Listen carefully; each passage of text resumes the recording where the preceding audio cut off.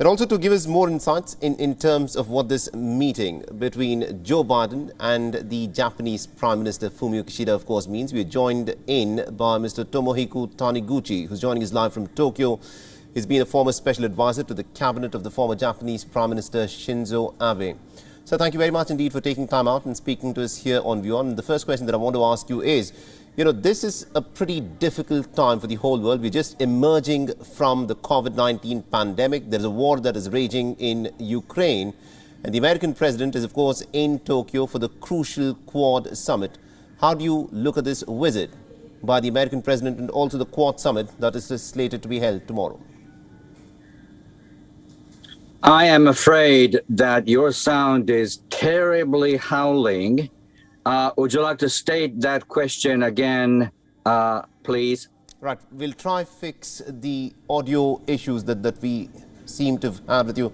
My question to you was, what do you make of Joe Biden's visit to Tokyo at this point of time? Quad summit is, of course, slated to be held tomorrow. How do you see the American-Japan equation at this point of time? How to deal with China is the long-term challenge, a mega challenge that dominates our century, the 21st century. Russia-Ukraine war is an immediate concern. But think about the size and power of the country. Russia is way small. It's 1/3 of Japan's economy, as big as South Korea's, by the way. China is getting even bigger day in, day out. It's not a democracy. It's not interested in any way in democracy. It's interested in building up its arsenal. It's interested in forcefully coerce its neighboring nations at its will.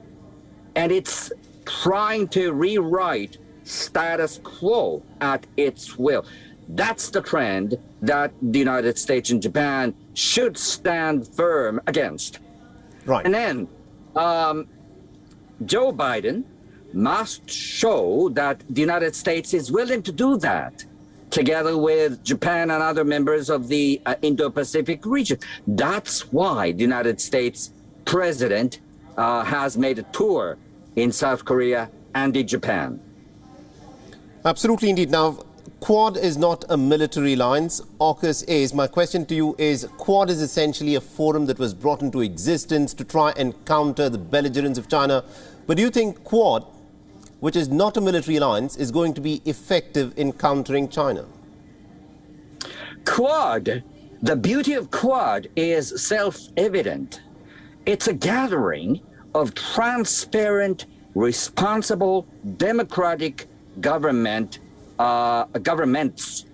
And China has no ally.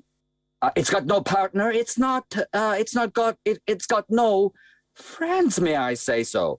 So Quad, by sticking together, can show, again, in the longest term possible, that when it comes to setting norms and rules, maintaining peace and security, it's on the shoulders, not on China, but on democratic maritime nations such as India, Australia, United States, and Japan. All right. Now, I want to ask you this question because there is a lot of talk that is happening once Russia had invaded into Ukraine. Many people said that China would perhaps use this as a template to try and invade into Taiwan. This is something that has been spoken about a lot.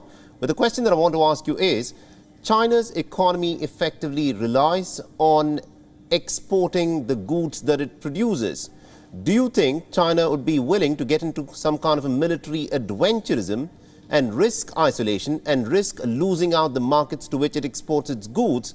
And do you think this expectation that some people have in some circles that China may militarily, try to coerce other territories in the neighborhood is actually far-fetched? Because, getting into some kind of a military adventurism is just not going to work out for China.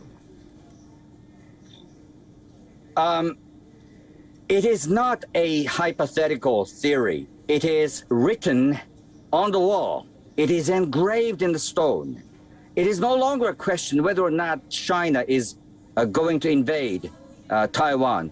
The question is how soon China is going to do that. I'm not talking about hypothetical theories. I'm not giving you my own theories. It is what the Chinese leader, Xi Jinping, has said a number of times. So the situation is dire. It's far more dire than some people, as you quote, may say. Right. And very quickly, my last question is, Joe Biden has also endorsed Japan's plan to beef up its defenses. How soon do you think Japan would be willing to do it? Japan, of course, has a pacifist constitution. And how soon will Japan now increase the spending that it does on its defenses? Spending on defense has got nothing, absolutely nothing to do with Japan's written constitution. Japan has spent far less amount of money than adequate. It's only spending 1.24% as opposed to GDP. The ruling party, the Liberal Democratic Party of Japan, is now proposing that over the next 5 years, in a gradual but steady manner, Japan should increase its defense budget to make it 2% against Japan's GDP. All right, very interesting. Thank you very much indeed, Mr. Taniguchi, for joining us and getting us all those insights. This, of course, is a crucial meeting of the leaders that is happening in Tokyo. We'll, of course, be tracking. But thank you very much indeed, sir, for taking time out and speaking to us. All right. WION is now available in your country. Download the app now and get all the news on the move.